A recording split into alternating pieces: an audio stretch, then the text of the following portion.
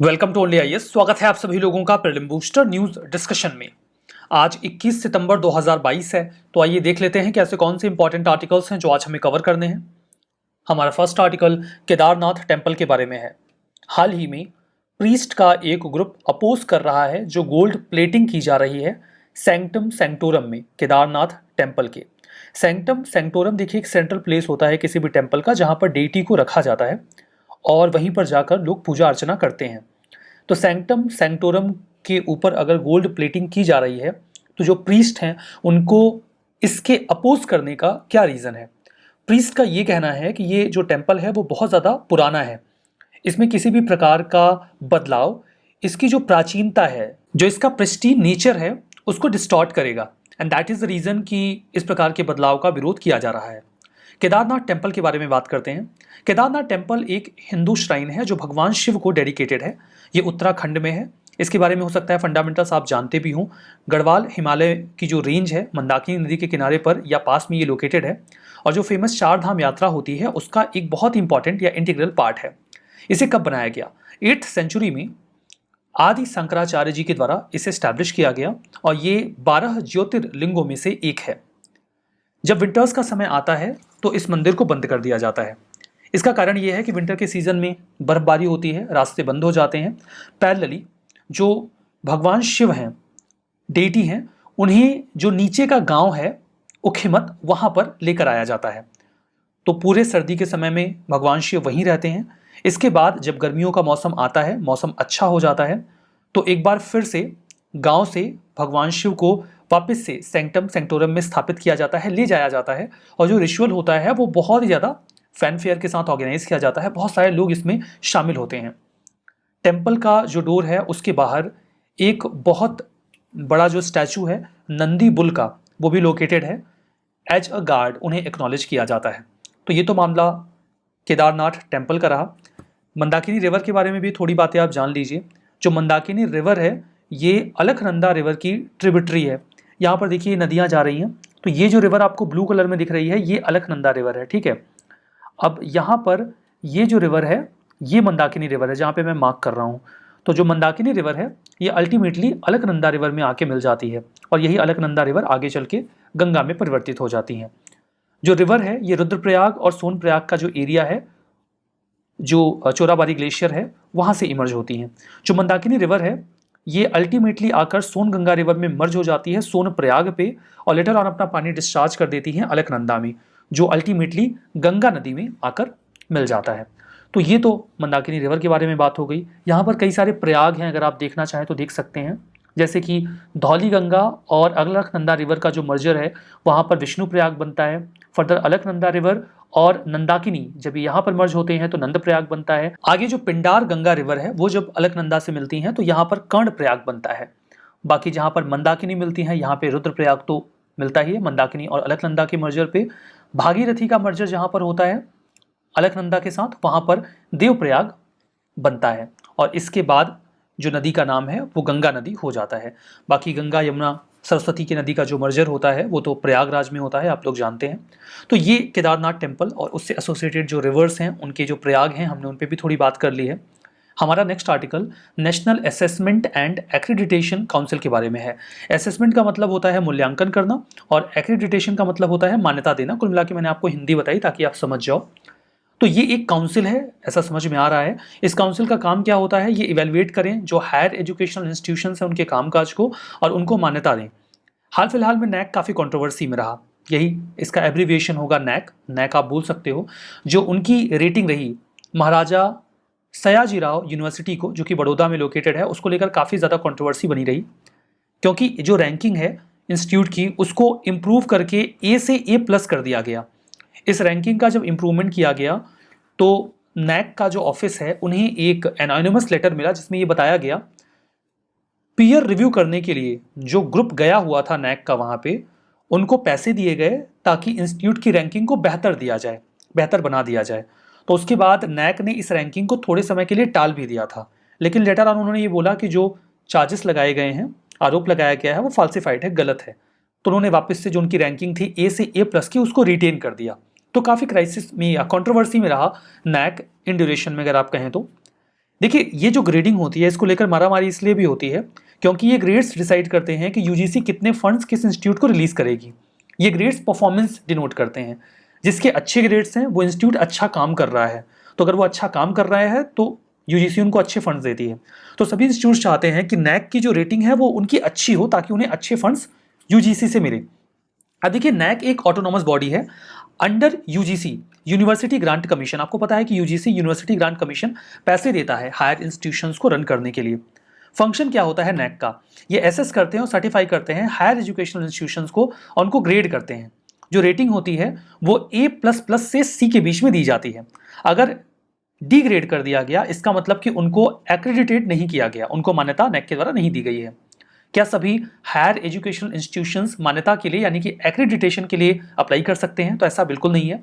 केवल वही higher educational institutions apply कर सकते हैं जिनको काम करते हुए कम से कम 6 साल बीत चुके हों या फिर उन्होंने स्टूडेंट्स की 2 बैच पास करवा दी हो, ग्रेजुएट करवा दी हो। मतलब 4 साल तो मिनिमम आपको समय देना ही पड़ेगा। एक बार अगर एक्रेडिटेशन नैक का मिल गया, ग्रेडिंग मिल गई, तो वो 5 सालों के लिए वैलिड होता है। 5 साल के बाद आपको फिर से अप्लाई करना पड़ेगा। डिसाइड करना होता है लाइक आप स्टूडेंट्स रेगुलरली इनरोल करते हो, फुल टाइम टीचिंग और रिसर्च प्रोग्राम्स आपके यहाँ चलते हो, ठीक है। एक्रेडिटेशन प्रोसेस कैसे कैरी आउट किया जाता है? देखिए जो प्रोसेस है उसे इनपुट बेस्ड प्रोसेस कहा जाता है। होता क्या है कि जो इंस्टीट्यूशन है उनसे कहा जाता है कि आप अपना परफॉर्मेंस का डेटा फीड करिए, तो वो अपना परफॉर्मेंस का डेटा ऑनलाइन बेसिस पे पोर्टल पे यूजीसी के या नैक के डाल देते हैं। अब उस डेटा को फिजिकली वेरीफाई करने के लिए एक टीम आती है। तो ये तो उनकी सेल्फ असेसमेंट रिपोर्ट होती है कि उन्होंने क्या काम किया। उसके बाद एक टीम आएगी रिव्यू करने के लिए कॉलेज में, यूनिवर्सिटी में, इंस्टीट्यूट में। वो लोग ये देखेंगे कि जो डॉक्यूमेंट्स वगैरह आपने सबमिट किए हैं वो सही है या नहीं है, वो फिजिकल फॉर्म में भी आपके पास अवेलेबल हैं या फिर नहीं है। उसके बेसिस पे फिर ग्रेड किया जाएगा। तो ये तो पूरा मैकेनिज्म है। लेकिन अभी तक जो मैकेनिज्म रहा है इनपुट बेस्ड अप्रोच का, उसे हाल फिलहाल में नैक ने या यूजीसी ने ये बोला था कि हम इसमें बदलाव करेंगे। एक तो भी बदलाव करने की बात चली रही है और तभी ये मामला भी आ गया कि हाँ जो टीम जा रही है उनको पैसे देकर ग्रेडिंग को इंप्रूव करने का प्रयास किया जा रहा है। अक्सर ऐसा होता है। देखिए ग्रेडिंग इंप्रूव करने के 2 तरीके होते हैं। एक तो आप अपना परफॉर्मेंस बेहतर कर दीजिए और दूसरा जो नैक की टीम आ रही है उसको पैसे दे दीजिए। दूसरा वाला तरीका थोड़ा सा ज़्यादा आसान है। तो कई बार आरोप लगते हैं नैक की टीम के ऊपर कि वो इस आधार पर भी रेटिंग कर रहे हैं। लेकिन अभी जो ऑप्शन ऑप्ट किया जा रहा है that is outcome based approach follow करने की बात नैक कर रहा है या यूजीसी कर रहा है। पहले क्या होता था कि वो बताते थे कि हमने ये किया, कॉलेज या यूनिवर्सिटी क्या बोलते थे कि हमने ये काम किया, तो ये इनपुट बेस्ड अप्रोच था। अब नैक या यूजीसी क्या कह रहे हैं कि हम इस पे आपको ग्रेड नहीं करेंगे, हम ग्रेड इस बात पे करेंगे कि आपने जो काम किया उससे क्या आउटपुट निकला, क्या रिजल्ट्स निकले, क्या उससे स्टूडेंट्स का लर्निंग आउटकम बढ़ा है, उनकी क्वालिटी इंप्रूव हुई है। ये तो बिल्कुल वैसा हो गया ना इनपुट बेस्ड मॉडल कि एक थेसिस लिखने वाला जो बच्चा है जो पीएचडी कर रहा है वो अपना थेसिस सबमिट करके बोल दे कि उसने बहुत हाई क्वालिटी थेसिस लिखी है। ये तो आपका क्लेम है ना कि आपने हाई क्वालिटी थेसिस लिखी है, लेकिन क्या पीएचडी करने के बाद आपने कुछ सीखा, आपके अंदर लर्निंग या टीचिंग एबिलिटी आई जो एक ऑब्जेक्टिव भी होता है, क्या आपकी रिसर्च सोसाइटी को बेनिफिट करेगी? ये आउटकम होगा। तो ये जो इनपुट बेस्ड अप्रोच था उसको आउटपुट बेस्ड अप्रोच में कन्वर्ट करने की बात चल रही है। तो देखिए वही जो आउटकम बेस्ड अप्रोच है उसमें नैक ये पूछ सकती है कि आप बताइए कि आप कैसे लर्निंग मटेरियल दे रहे हैं, फाइनल एग्जामिनेशन के रिजल्ट्स क्या हैं, क्या बच्चे वास्तव में सीख रहे हैं, तो ये आउटपुट बेस्ड अप्रोच हो जाएगा। 2017 में देखिए उन्नत भारत अभियान पे क्वेश्चन है, ये एजुकेशन से रिलेटेड क्वेश्चन ही है। इसमें उन्नत भारत अभियान का एम पूछा गया था। सही ऑप्शन इसका बी था। इसके माध्यम से जो हायर एजुकेशन के इंस्टीट्यूशन उनको कनेक्ट किया जा रहा था लोकल कम्युनिटीज से। So this was the answer, ठीक है। हमारा नेक्स्ट आर्टिकल हेज फंड के बारे में है। हाल ही में ये फंड काफ़ी ज़्यादा न्यूज़ में है, तो इसी रेफरेंस में यहाँ पर हमारे सामने ये टॉपिक है। हेज फंड क्या होता है? ये लिमिटेड पार्टनरशिप वाले प्राइवेट इन्वेस्टर्स होते हैं जिनके पैसे को मैनेज किया जाता है एक प्रोफेशनल फंड मैनेजर के द्वारा।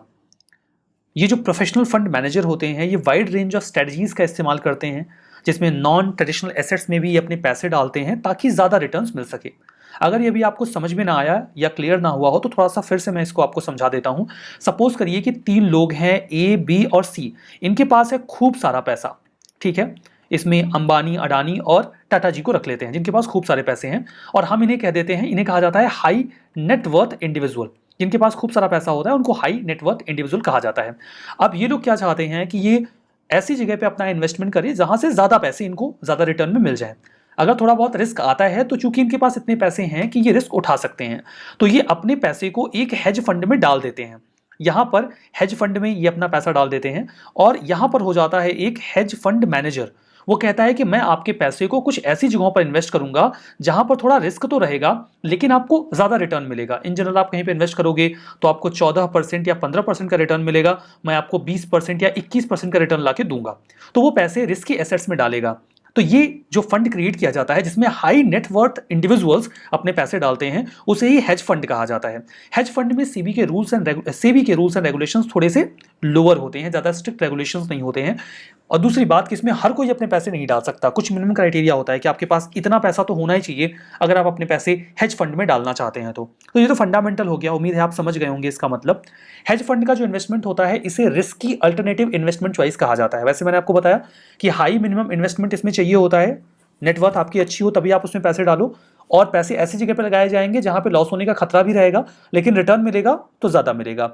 इंडिया में जो हेज फंड है उसमें बहुत ज्यादा रेगुलेटरी रिक्वायरमेंट नहीं होती है, सेबी ज्यादा इस पे रेगुलेशंस नहीं लगाती है कि ठीक है आप अपने पैसे अगर इसके एसेट में डालना चाहते हो तो डालो, कोई दिक्कत वाली बात नहीं है।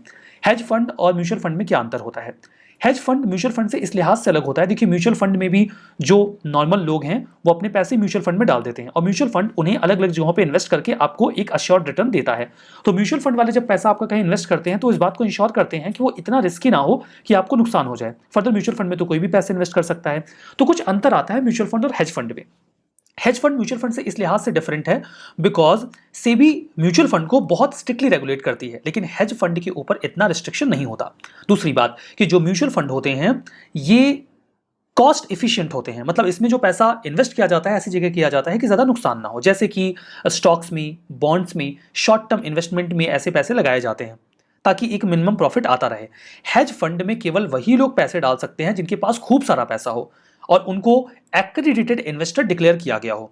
अब उसके कुछ पैरामीटर्स होते हैं, जैसे उस व्यक्ति की जो एनुअल इनकम है वो कम से कम $2 लाख की होनी चाहिए। एनुअल इनकम $2 लाख की होगी तभी आप अपना पैसा डाल सकते हो हेज फंड में, या आपकी जो नेट वर्थ है वो $1 मिलियन के ऊपर की हो आपके प्राइमरी रेसिडेंस को एक्सक्लूड करके, तब जाके आप अपना पैसा हेज फंड में डाल सकते हो। तो आपके पास पैसे होने चाहिए, इस बात को इंश्योर किया जाएगा कि रिस्क हो तो आप बियर कर लो।